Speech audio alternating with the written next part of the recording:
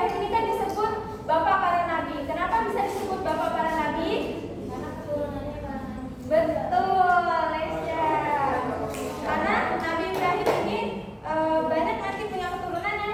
Dia jadi nabi. Contohnya dari putranya Nabi Ishak. Terus lahirlah Nabi Yakub. Terus dari Nabi Yakub ini lahirlah Nabi Yusuf dan nabi-nabi lainnya dari kalangan Bani Israel. Dan putranya yang lain yaitu Nabi Ismail. Lahirlah keturunan Nabi besar Muhammad SAW. Keteladanan Nabi Ibrahim ada yang tahu? Ujian Nabi Ibrahim.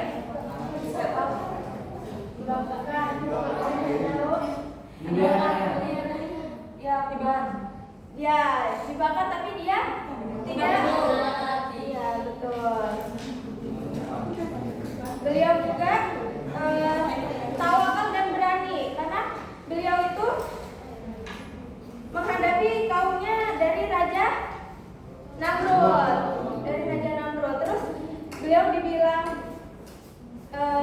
nggak taat sama Raja Namrud. Jadi beliau ini dilantarkan ke api oleh Raja Namrud.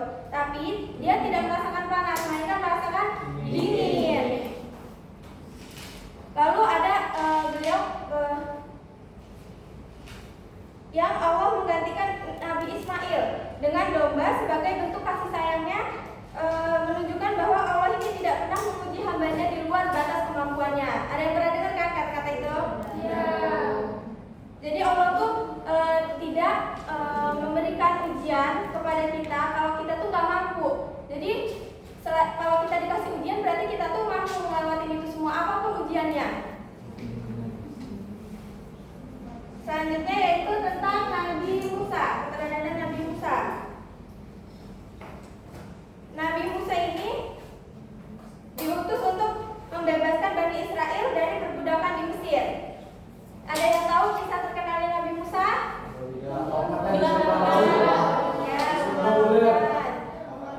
Tangannya menjadi ular.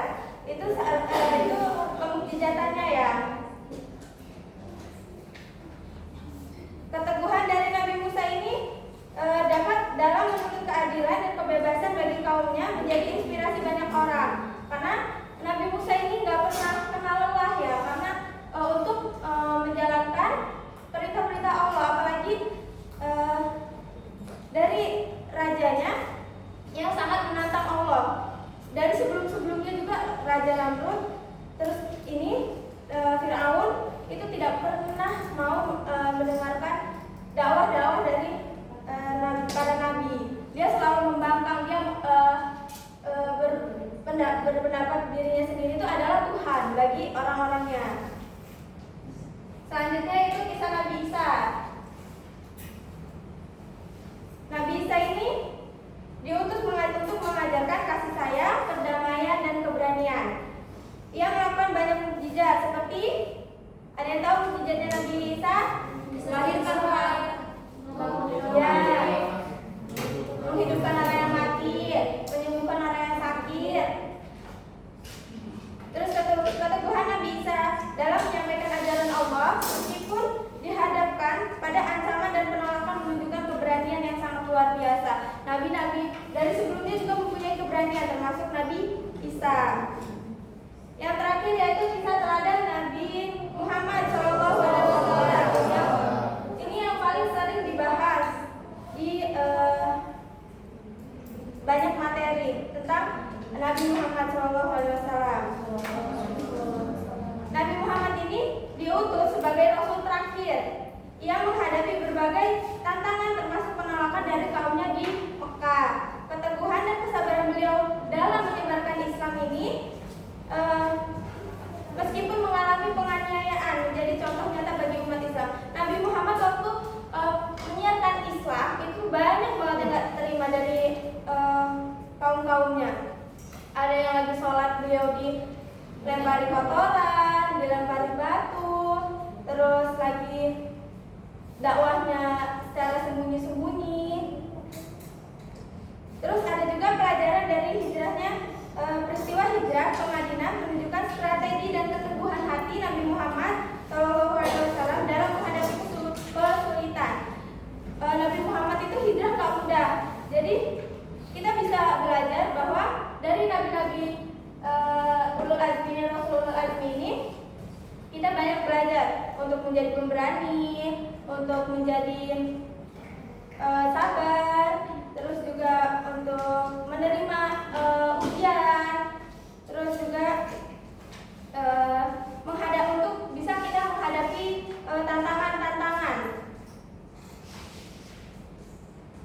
Teladan yang ditunjukkan oleh Rasulul azmi ini patut untuk kita contoh.